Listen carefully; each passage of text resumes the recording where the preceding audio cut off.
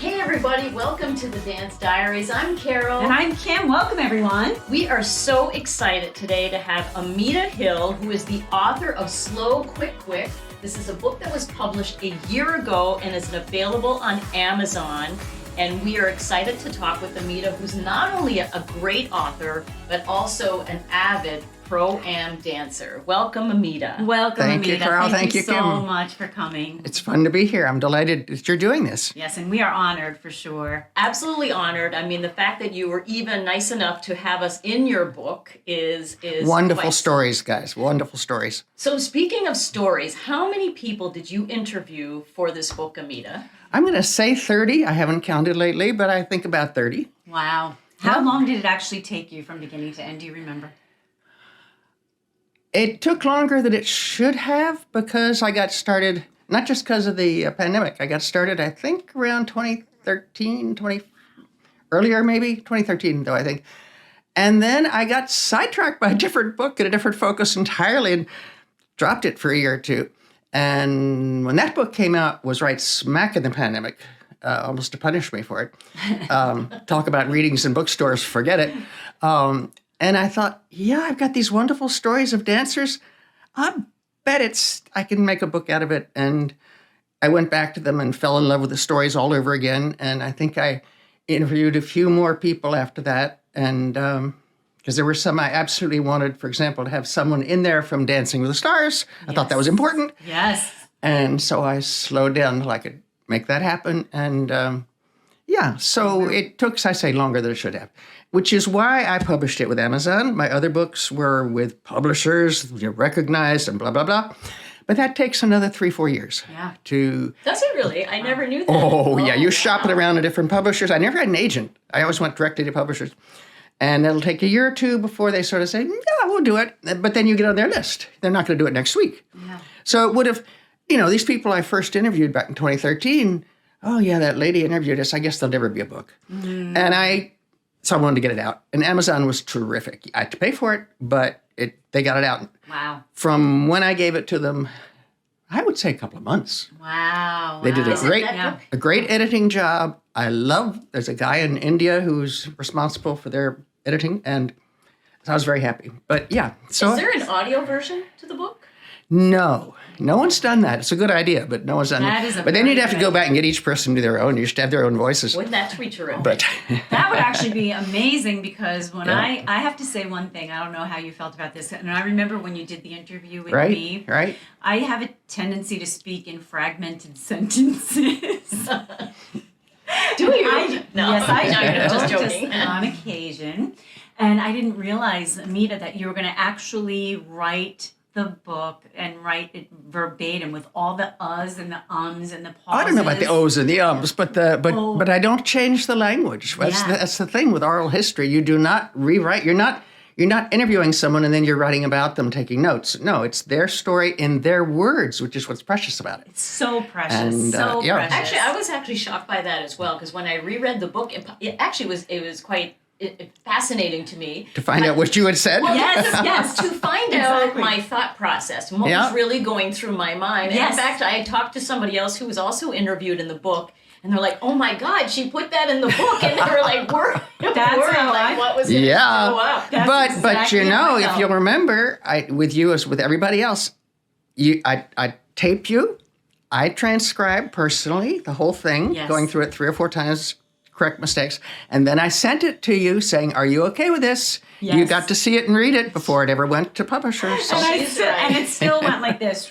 I still didn't think. Well, you know why? Because until you see it in writing, in a book, and then your name is there in the chapter. Yes. Right. And then your stories. And of course, you said how many years went by the time you did the interviews? Yeah, quite a lot.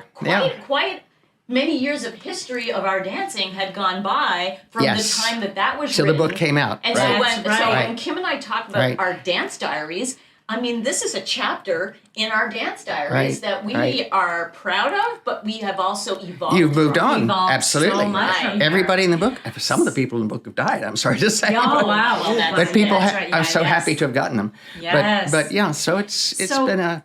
Can I ask, I have a question for you, and I may put you on the spot, I'm not sure. You may have it just like this.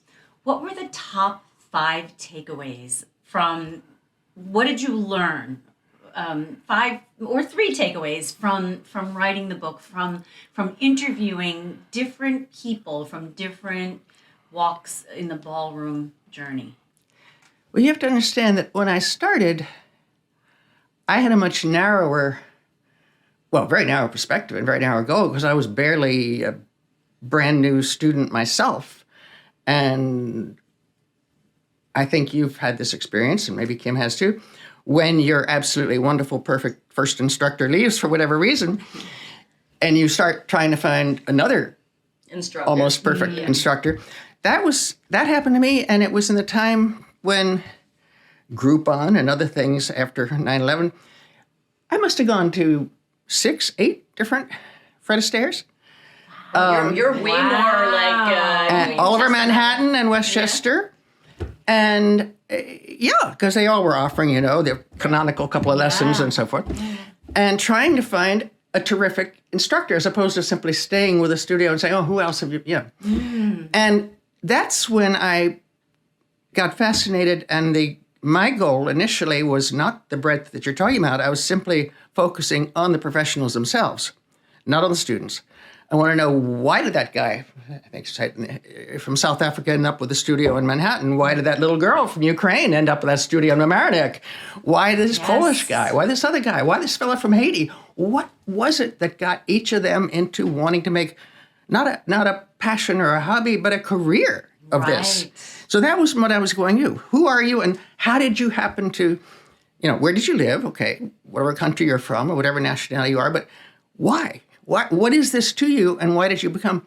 And then, of course, it broadened out, and I only knew a few people. But when you do this, people say, well, you must talk to that person. And they say, you must talk to that person. And then someone else said, by the way, you really ought to talk to some of the students. Joe Tafuri sent me to you. And Joe Tafuri. We have to contact him. Shout out to Joe. Because that wasn't my initial purpose. It was finding out who these professionals were and why. Yeah. Why had they chosen to do this instead of being a doctor or a tennis player or something else? And it was fascinating to me because even where their origins were similar, they were coming out of the former Soviet republics, a lot of them. And of course, they were super dancers in their home country, whichever that was, and then recruited by Fred Astaire. Even with that being in common, each story was different. Wow. You couldn't say, oh, well, don't do 4 of those because it's going to be all the same. It was not all the same. And so I found it absolutely fascinating. And then, of course, when I was doing more dancing myself by then and meeting some students and not only being told you got to interview them, but a lot of the people in the book I would not have met if other dancers or other students hadn't said, oh, you really should include this person, or you should include that person. Isn't that a small community? I loved it. Well, of course, I stayed in the New York metropolitan area. Right, yes.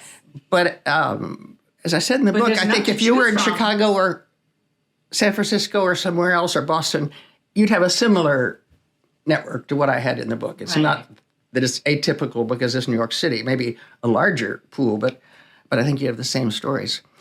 What was similar, Emita, from some of the interviews that you did? Were there any similar themes that came up throughout the interviews? Again, the interviews are so different, whether you're talking to the professionals or to the students. Or the other thing, which I didn't know, and again, I was directed to these people. I didn't even know they existed.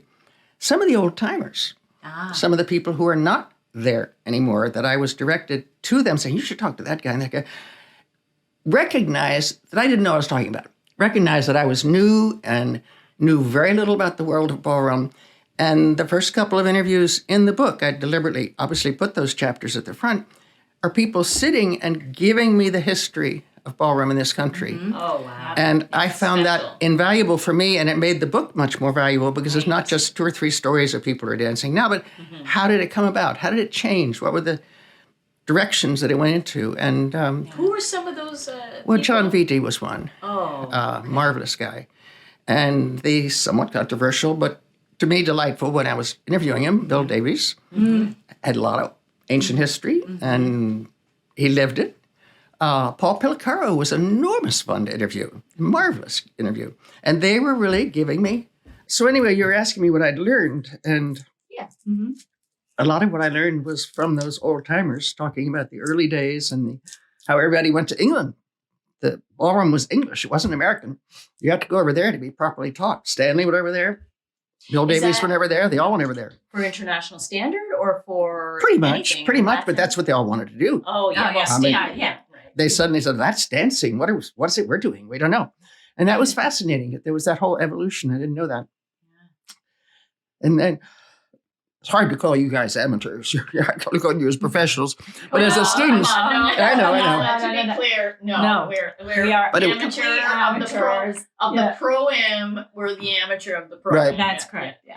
But it was a whole nother side to the dance world that was, my goal had been to talk to the instructors, if you will.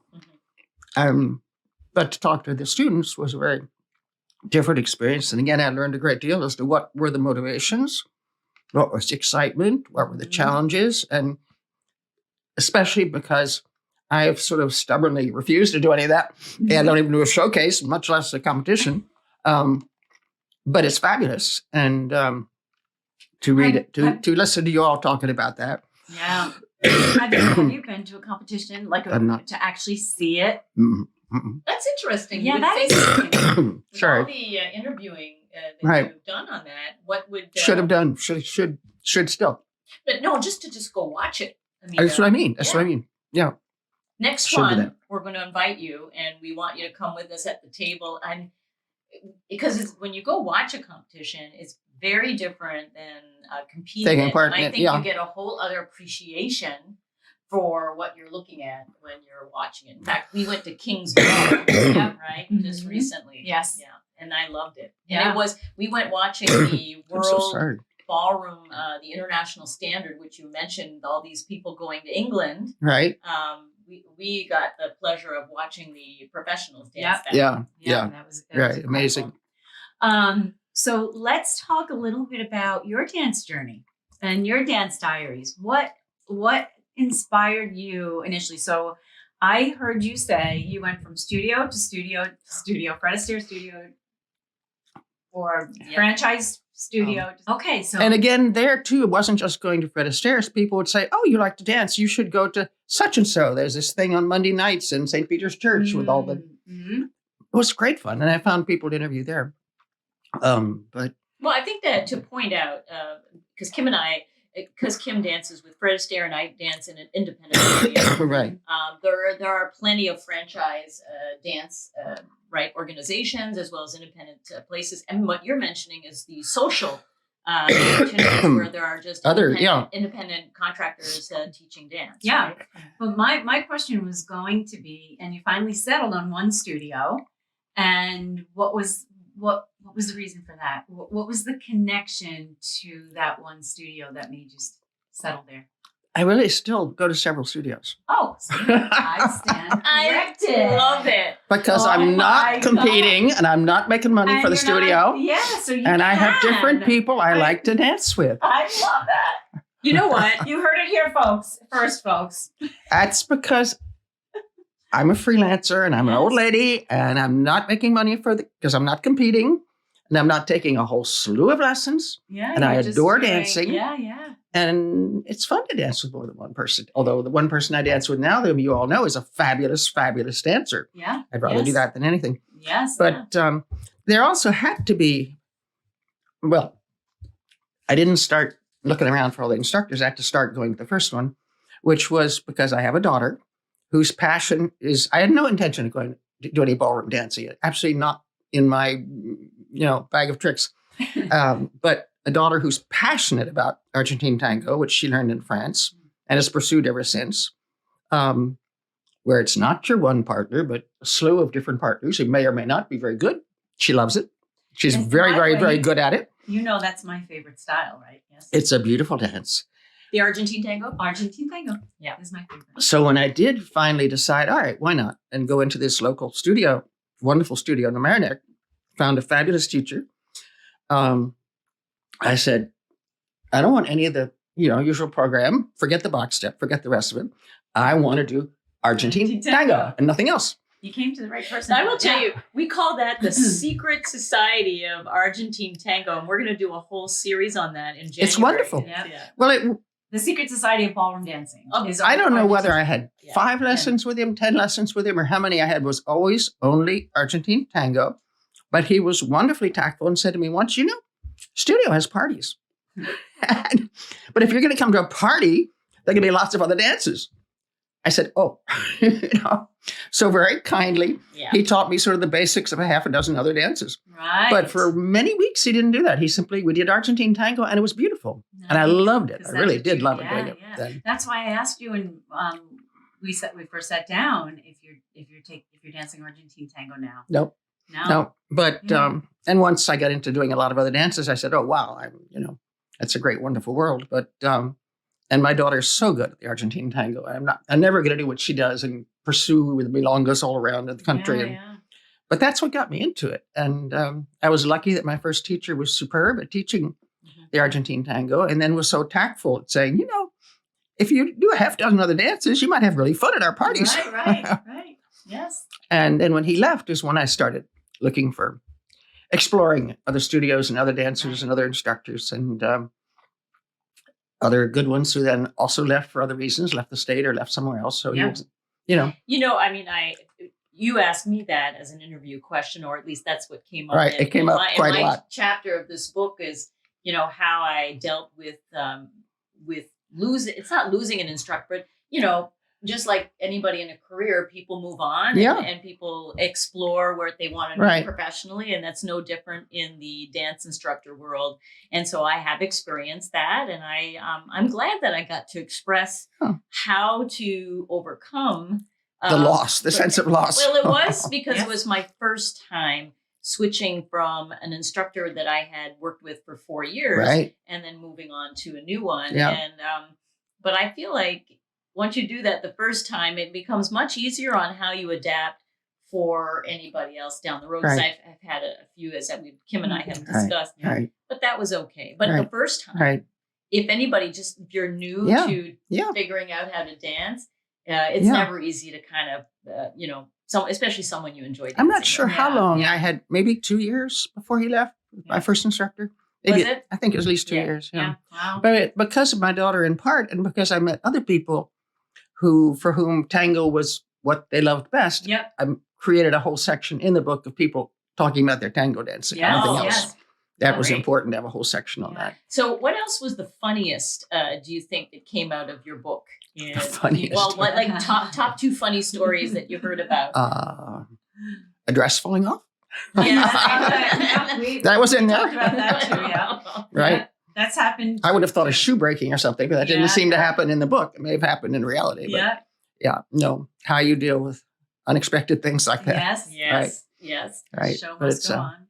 But it's a different, it's a very broad and varied world, which I, was obviously very ignorant of when I started off. And as you're pointing out, having not been to a competition, I'm still ignorant of it. But but I've heard a lot about it. I think that when you go to your first competition, you are going to be so excited. I say it all the time. Oh, you drank the Kool-Aid? When you don't think I'll say, oh, damn, I wish I were out on the floor too. Yeah, well, you will. Yeah, yes, of Right. course you will. Do you know, for someone who is not a dancer but did go for the first time to watch a competition, they were so mesmerized by the Viennese waltz. Oh yes. Because it's if you think back to England and learning all of that, is just the whole idea that there's a formation going on with the international standard, like going around and around with the Viennese waltz. It was just so spectacular. Yeah. And as some of my old timers in here pointed out, the waltz was considered indecent. Really? The waltz was a shocking dance because you got close to each other. It wasn't like the minuet where oh no, the waltz was a shock to the world when it came out. No. Yeah, wow. Well, they'd be shocked today. Viennese or otherwise. They'd be pretty shocked. There's been progress since then, but well, I mean, mainly because the connection. We have a whole podcast on that about connection with your partner, but this is more a frame and how you must connect in order to portray that style of dance. Effectively. Right. When I look at the standard style of dance. It's the only style of dance that I don't really dance in. I don't compete. I'm doing a little bit, but I don't compete there. I find it to be very, very challenging staying in that closed hold for the entire time. Right, you know. Which with the Viennese waltz, I have a running joke with our son. I say, don't stop. Keep going. I do not want to break at all. Don't want to break. Lovely motions. No, thank you. Just keep going. Even if you make a mistake. Yeah. Yeah, because it's something that, because once you break it, you break it. Yeah. It's a standing joke every time. I find it challenging, to be able to. Well, that's why you do American Rhythm. You already said that you like the creativity and the liberty of American Rhythm. Yeah, right? Yeah, I do. So, what's next for Emita? Next for a book, next for dancing, next for what? Dancing, for anything. What's on your... I wish I had a book project right now because I had 3 totally different ones. I mean, none of them having anything to do with my own career, which was, you could say I started out as a French teacher, but I ended up as a college president. So I never got out of the university. I never got out of academic. But the first book being People in the Bronx, the second book being Women Out in Michigan in Food and Farming, and then this one with all the ballroom dancers. I mean, you'd say none of them has anything to do with my own career at all, and yet I was fascinated by each of the different worlds and the stories, the very personal stories that I heard in each of the 3. Yeah. And in a way, a very odd way, the dance book and the Michigan Food and Farming book have something in common in that they cover a period of time. As I say, with the old timers here, you're going back pretty much the beginning of the 20th century and the English influence and the long view of and the long view also of the former Soviet Union and what it was like. I mean, to hear a couple of the people in here talk about what it was like when the first American influences came through, whether it was the movies, whether it was the chocolate bars. Yeah. That era is over. We're living in a different era now with Putin and Russia. Very different. And in the Michigan book, likewise, it goes from about the 1970s to the present. And it goes from a time when that particular region was, somebody described it as a culinary wasteland. There were no good restaurants. There was no food farm to table. There was no... And now it is one of the best culinary regions. It's an Eden, someone said, from a wasteland to an Eden. And these 20 women had a great deal to do with that transition. One of them was the first one to make real cheeses. They thought Velveeta was cheese when she started. She was French. She was one of the French. and another one started the first organic, bread, and the other one. So their stories were the stories of the whole region. Whereas here, I feel the same thing here. If you go from the beginning to the wonderful dancer with Dancing with the Stars, Trebunskaya. Who did you interview for Dancing with the Stars? Trebunskaya. Okay. That again, you have an era. You have a whole long period. Anna, yeah. She's great. Wonderful storyteller Talk too. about Argentine tango. She was fantastic on Dancing with the Stars doing that dance. Yeah. So again, I have the feeling it gives, if someone wants to sort of see the history of it, although it's not a history, but through the stories, you get a lot of history. Yes, yeah. You get a whole... And I certainly learned a great deal. Yeah, I was just saying, the book is so interesting. It is such an amazing read. You will not be bored because, as Emita is saying, it's taking you through the history of dance as seen through the eyes of different types of dancers, whether they're professionals from other countries, from here in the United States, amateurs such as Carol and I, and back then at that time, I think I was maybe only a year in. You'd barely been about a year. And I was probably near 4 or 5 years in, because that's why I'm saying how the difference from the first time you came to interview. Yes. But I agree with you, Kim. When I went back and you had gathered together and launched your book and brought all the various people together. Most it was of them. fun. It was great fun. So special because we wrote in each other's books. Yeah. We read each other's stories and realized while different, much similar, right? In journeys. Yeah. But I to get everybody's point of view in there And the way you collected all that up was really special. And we're going to link. Yeah. We're going to put a link. We'll put a link for you to on go ahead Amazon and purchase the book. Yes. Yeah. Yes. And as well, I have some photos of us standing next to those are nice photos. Those are fun really photos. nice. Yeah. You know, That's what I love about oral history. I'm not boasting about my own book because it's your book. I wrote the introduction. I got it published, but it's your stories. It's not like I sat down and wrote a book, said, hey, good for me, I wrote a book. Yeah. It's promoting the stories of all of you who are in there.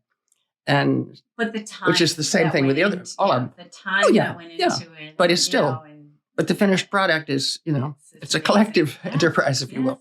Yeah. Well, what for your dance diary then? For next, what is the next step in your dance diary? Do another Viennese waltz with Arsène. Great. Nice. We want to actually, if we could get a video of that, we would even love to see. That would be fun for me too. That would be fun for me. Maybe this weekend. Yeah. What we can do. This weekend. Yeah. Well, Emita, it's nothing but very proud to have you be part of our dance diaries and the journey that we do with our podcast. And we want to make sure that you're introduced to the world and to let them know how special you are and what an amazing contribution you have made to the world of dance by producing Slow, Quick. It's been a fun book. It's been a really, fun book. And once in a while, somebody whom I do not know at all will email me on Facebook saying, oh, I just found your book.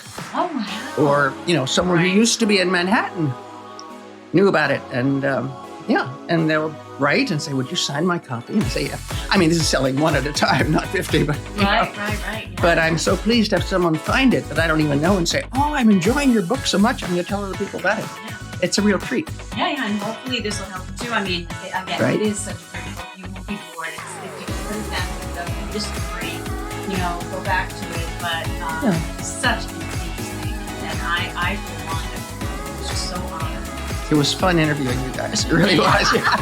You're good storytellers. We are Right. full of the stories. Yeah. Thank you for being part of the Dance Thank you. Diaries. All right, everyone. Right. Thank you.